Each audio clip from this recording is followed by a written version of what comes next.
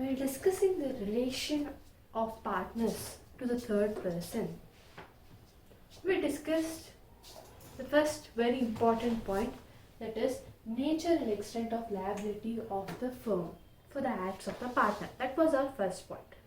We basically have four main points. Under that, the first one was the nature and extent of liability of the firm. Under that, we had certain subpoints. The first one was nature and liability towards the third parties. What is the nature and what is the extent of liability towards third partners? And we also discussed about it, and we moved on to the second one, that was the kinds of acts for which the partners are liable. What are those kinds of acts which you can make a partner liable? Under that, first one we studied when that kind of act is within the authority, whatever the authority is given by the partners to a partner, if he is acting within his authority, then what is the liability? What is the extent of liability? What sort of liability arises?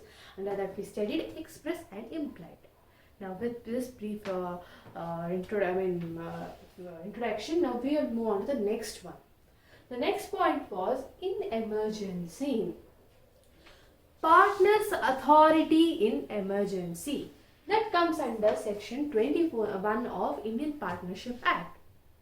We have studied the same thing in agency under section 189. Do you remember what was how was the agent liable to the principal in cases of emergency? If he has to do certain work, that is a need of an hour, then if he does it, how does he become liable? In the same way here also, since the partnership and agency are related, why? How are they related? Because partnership is based on one important essential, that is mutual agency. In the same way here also apply the same thing and you can write the answer. A partner has authority to do all such acts in an emergency for the purpose of protecting the firm and its interest. In case, when protecting, there is any loss or anything happens, any damages happens, then who will be liable? The firm would be liable for the third parties, the entire firm, because it was done in good faith and as a man of ordinary prudence, he has taken certain steps to protect the interest of the firm, thereby protecting it from the loss. So he is doing it in the interest of the firm. So in case, since we are discussing about the third parties here, so here who becomes liable in case if any damage happens to the third party, then for such acts the firm would be bound towards the third party. Clear with this? Third party. No, clear with what happens to third party? How do they become liable for the third party?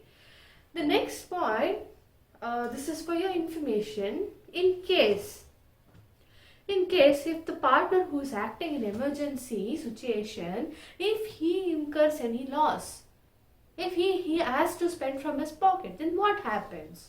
Then the firm shall also indemnify the partner for the same. Same thing as it is in agency section 189. The same thing here also should be applied. One of the partner becomes an agent for other partners. Clear with this? So it is in case of emergency, the kind of act in emergency, partner's authority in case of emergency, what is his liability? Clear? I hope this is clear. The next one is ratification of partners act. What did we study? What is ratification? Ratification means acceptance. What did we study? We studied this in agency also, right? So what did we study there? In case if an agent does certain thing, he does certain act for which he does not have an authority, then the principal has got a two option. He can disclaim it, he can say that he doesn't want to continue it and he does not become liable, and moreover he has not given any authority to the agent, so he said no, I don't want to accept this.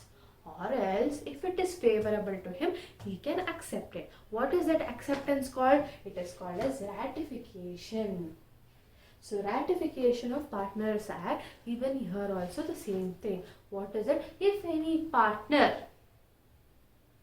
does any act for the interest of the firm for which he is not authorized, it is up to the other partners of the firm to ratify it or disown it. Same as we studied in a agency, law of agency.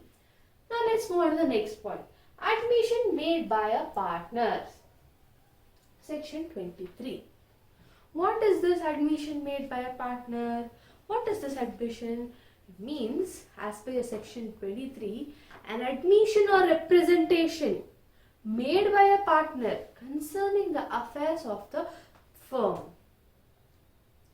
If any partner says, if he admits anything or if he says he represents anything and he's a partner of that company, one more important condition, concerning what? The business transaction or affairs of the firm. Whatever he admits or represents, that becomes an evidence. Evidence against whom? Against the firm. A partner is acting for the firm, and if he says anything, if he admits anything or if he represents anything, then it goes against the firm. So, if made in ordinary course of business, and one more point, do remember, it should always be in the ordinary course of business. Now, to understand this better, maybe you may not be clear, let us take an example. Example such as, say, suppose an admission made by one partner makes an admission regarding making of contract. He says, yes, I have made the contract. Some admissions had some required time. Or else he says, if he admits that there is an execution of a document, then payment of money, supply of goods, or financial conditions of the firm, this will all be the evidence against the other partners. In total, it is a firm. Yeah, it is against the partners. Let us be specific. So, whatever admissions made by one partner, it will go against the rest of the partners. But this evidence can be disapproved. They can get in some of the proof and they can disapprove it. Clear with this? So, we'll move on to the next one. The next one is effect of notice to an acting partner. So, what is the effect of notice to an acting partner? It is given under section 24. So, we studied this in law of agency also. First, let us do a revision. What is notice? Notice to a partner means it is a notice to a person who habitually acts in the business of the firm of any matters relating to the affairs of the firm, operates as a notice to the firm, and whatever the notice you give to a partner, it means your section 24 means that you give certain notice to a partner. He is acting as a partner in that particular business and it is relating to the affairs of the company. That particular notice, if it is given by a partner or any notice you give to a partner, that becomes a notice or to the firm. Except in case of fraud on the firm committed by or with other consists of a part who consists a partner. This part we will go to the later about the fraud thing. First one we will understand what is notice. First, are you clear with the section 24? Now let's move on. So basically this section 24, it embodies another general principle of law of agency. What did we say? Notice to the agent concerning the matters of agency is deemed to be the notice to the principal. Clear? If one of the partner who's acting as an agent for the partnership firm gets any sort of notice, then it is deemed that even the other partners are knowing that they have the notice of that. Same thing, whatever your section 24 has told here. That's all. Very simple. Then it also provides, section 24 provides the notice to partners relating to the affairs of the firm, operates as a notice to the firm. It simply says that there is a notice to a partner. A partner gets certain information or notice that is relating to the affairs of the business. operates, if one partner gets that notice, it operates as a notice to others also. Clear with this?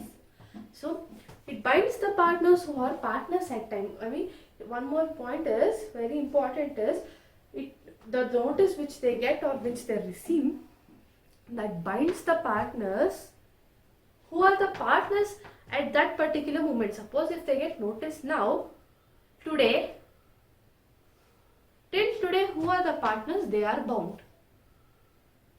It does not, this notice does not bind if there is any new partner coming in. Tomorrow a new partner comes to the firm, or after a month a new partner comes to the firm. It does not bind that person, I mean the new partner, because it was given earlier before the partner coming into the firm. Clear with this? And also see, even similarly, an outgoing partner cannot ordinarily be bound by the notice relating to subsequent matter. The same thing, when the new incoming partner, a new partner when he has come, how he is not bound by the previous earlier notice, in the same way the outgoing partner, that is a person who retires or who is no more in the partnership firm, no more a partner in the partnership firm, he does not become liable for subsequent notice. If a partner retires and after 1 week there is some notice, do you think for that notice the partner who is retired becomes liable? No, but there are certain exceptions, so that there should be a public notice given, which I have already explained to you. So, but those exceptions you can apply. So, always remember, public notice of retiring or dissolution of the firm, or that is what, ceasing of a partner. It is not only retiring, you can other ceasing. There are different methods in which the partners can be removed. It is by retirement, by expulsion. You have those which we'll be discussing in the later topics. So if a partner ceases or if the firm dissolves, a notice has to be given, so that further the firm won't be liable for anything, or the partners won't be liable for that. Yeah. So, and one more thing to be noted here also, it is very important, please keep in mind, when we are discussing the further topics also will be coming across this. Notice to a sleeping partner or a dormant partner who is not actively participating in the firm's management. A notice to him would not be considered to the notice to others. If any notice is given to him, he does not know what is happening at all in the firm. And in case if any notice is given to him, you cannot consider that notice is given to other partners. That is one condition. Do remember, we will be discussing this again and again. Now, we will come to the second half of the definition. First we said that notice to a partner, it is deemed to be notice to the firm. That was the thing what we discussed in the first half part of the section 24. What is the next part? We spoke something about fraud. If a fraud has been committed on a firm by or with the consent of a particular partner, notice to such partner cannot be considered as a notice to other partners. It says that if a fraud is committed on the firm by one partner, if any partner commits any fraud, or with the consent of one partner, if one partner he wants to deal with certain things with a third party, so he appoints someone, this partner. So we'll take a better example. There are 4 partners in the firm. Partner C says that he wants to deal with third party so that he can earn more profits. So here he appoints a person, an agent for him, and asks him to deal with him. Thereby he is also committing certain fraud. It is for his personal gain. He is keeping it in his account. So thereby he is also committing a fraud. So in case what we are talking about notice to a partner. So in case if a notice is given to such partner who has committed a fraud on the firm, or with the consent of the particular partner, and a person is some other person is committing a fraud, the notice to such person is not considered to be the notice to other partners. It is not deemed to be notice to the firm.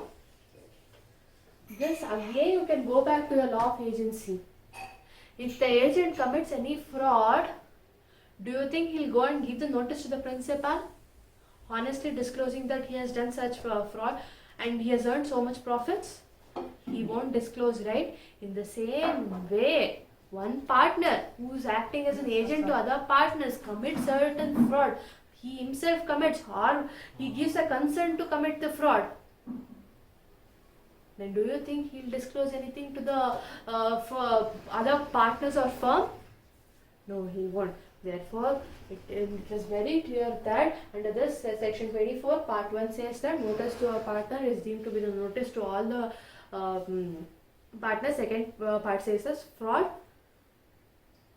committed by a person, by a partner or with the consent of a partner, you cannot consider it as a notice at all. Clear? Now let's move on to the next one. After the fifth one, we go to the sixth one. Sixth kind of act, that is liability for torts and wrongful acts. That's given under section 26 of Indian Partnership Act. We are talking about Indian Partnership Act, remember it. So, liability for torts and wrongful acts. Again, we have to go back to the agency. What did we discuss there? For the acts of the agent, the principal becomes liable. What sort of liability it is? Vicarious liability. Remember? So, a principal is vicariously liable for the torts or any wrongful acts committed by his agent in the course of business. If one of the partner who is acting as an agent to other partners commits any wrong, that is tort or wrongful act, then it binds others also, other partners also, and in total firm. So a wrongful act or omission of a partner acting in the course of business, any loss or injury is caused to a third party or any penalty is incurred, then the firm becomes liable. So can you relate this to some case law which we have discussed earlier? Yes, that is none other than Lloyd versus Grace Smith and Company. So this is very important for case law of solicitors. An old lady approached the company for certain trial. She had 2 properties which she wanted a suggestion regarding it, and one of the managing clerk, he told that she can earn more money from that, and he got a gift deed done in his name, and the lady signed assuming it to be a sale deed.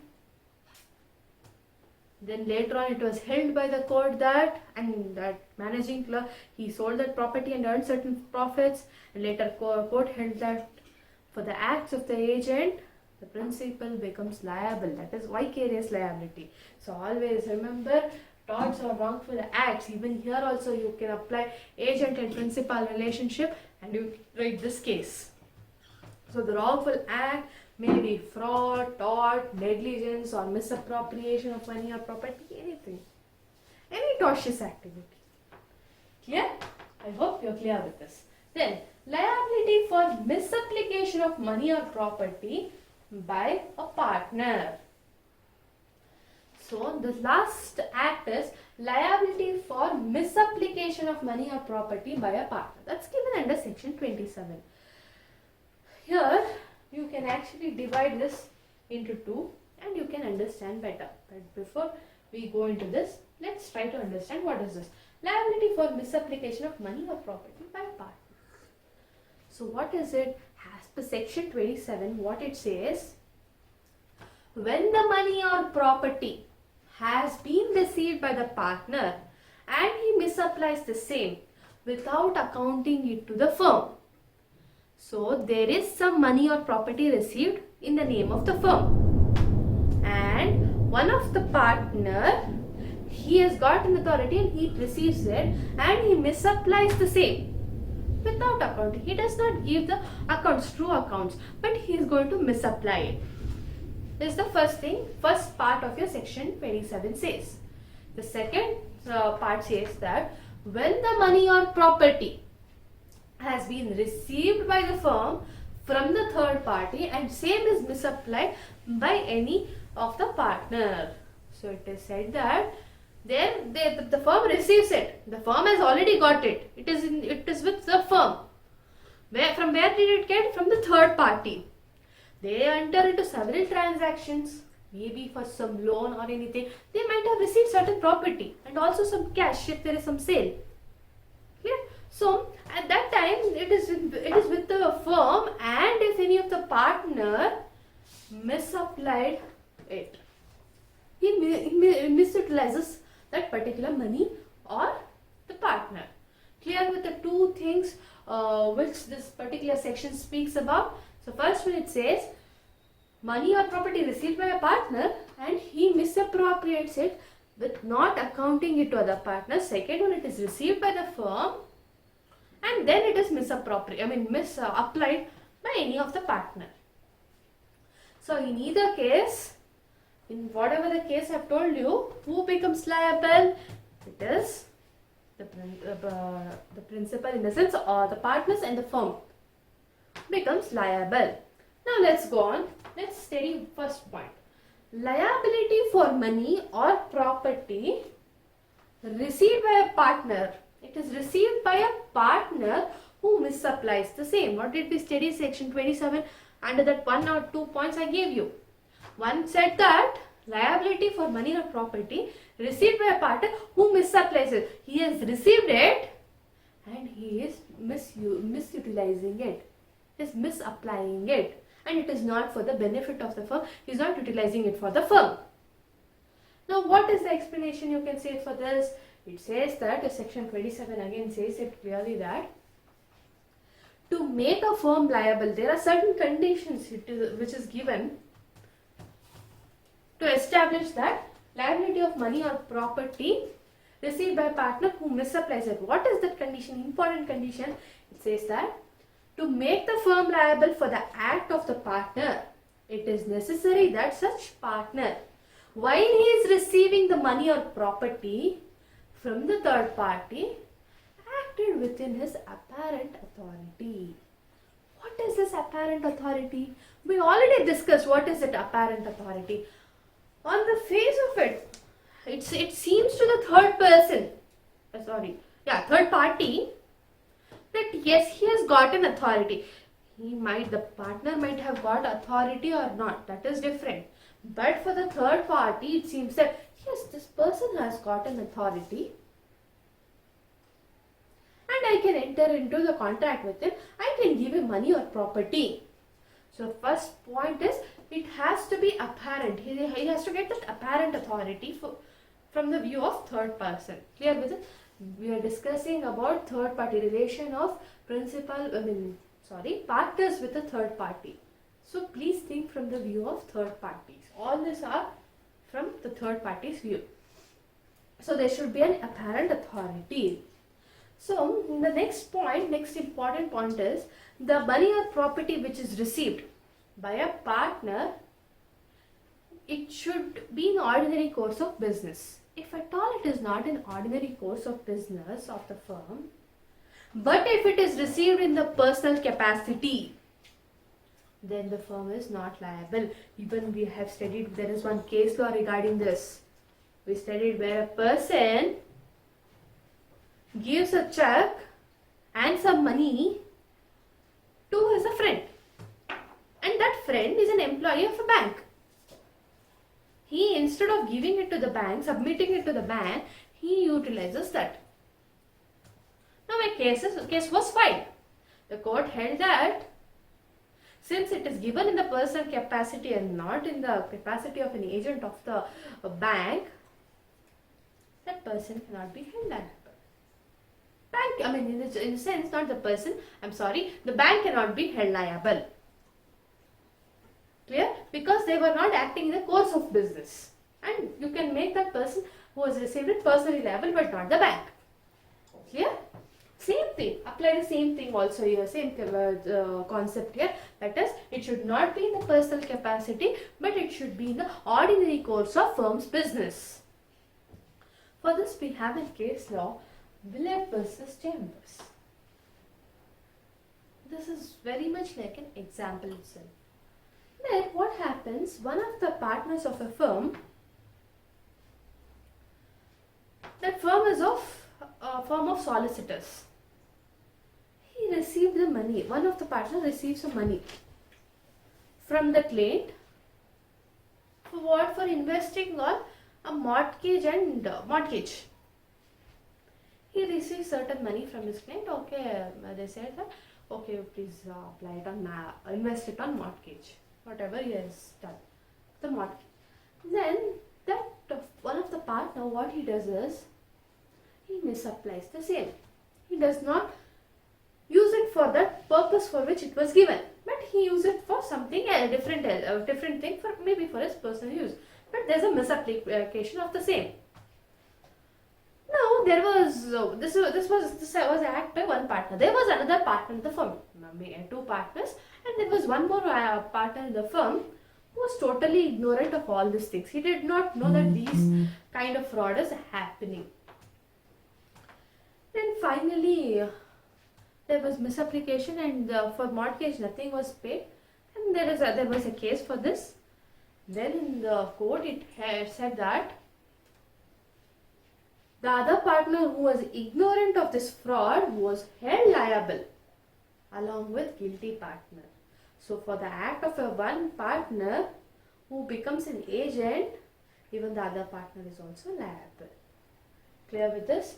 In this case, both partners were held liable. The next part is misapplication. Liability of misapplication of money or property received by a person and misapplied by the partner. So here it is received directly by the partner, but here it is received by the firm, second part, and misapplied by the partner. For this also we have a case law which is very interesting. It makes you clear. It lets you know what is the difference here. Before going to the case law, let's see what it is. So a partner is misapplying the money or property, where a firm in the course of its business receives some money or property by the third party, and the same is misapplied by any of the partner while it is in the custody of the firm. Remember this words, while it is in the custody of the firm can be made liable for this, for the third party. In the sense, the firm can be made liable to the third party, and therefore they have to make good the loss. They have to indemnify whatever the loss is occurred by the third party. For this we have a case law, Blair versus Bromley. What happens in this case is, it's a firm of solicitors again. They have got two partners, same thing, receive the money to be invested in mortgage. Same, it's almost the business. What we discussed here was the same, but the thing is different. Actually, why it was there was a case for this, and how is it different from this to this is, but that makes you the difference. So the money to be invested in the mortgage, as I said. So whenever the client gives the money to be applied to the mortgage, what they did, this firm did is, they deposited the money in firm's bank. The firm they had some bank, so they deposited it. And here, only one partner, I told you there were two partners, and one partner was very active in this monetary transactions. He was taking care of all this monetary transaction. What this person who was very active in monetary transaction does is, he misapplied the money. He misapplied it because he had a control over it. So he misapplied it, and he kept on collecting the money from that client, and he told that yes, I have invested also. So this client kept on paying interest regularly. He keeps paying interest. This fraud was not known to the other partner also. So later on, when there was some default, the case was filed, and when it went to the court said that other partner was also liable for the same. So both the partners were liable. So what did we see in this case? The money was directly given to the partner and he misapplied it. Here it was deposited in the firm's bank. It was in the custody of the firm now. But the in charge of that particular money was with one person. Here, and he misapplies it. Got the difference between this and this? So when you read section 27, you have 2 points. That is first point says that the money or property is directly obtained by the one of the partner and then he misapplies it. Second point says that particular money or property is in the custody of the firm. Already the firm has received it from the third party. We are talking always about third party. Remember. So it is received and then it is in the custody of the firm and then the misapplication happens. So these are the different kinds of acts for which the partners are held liable.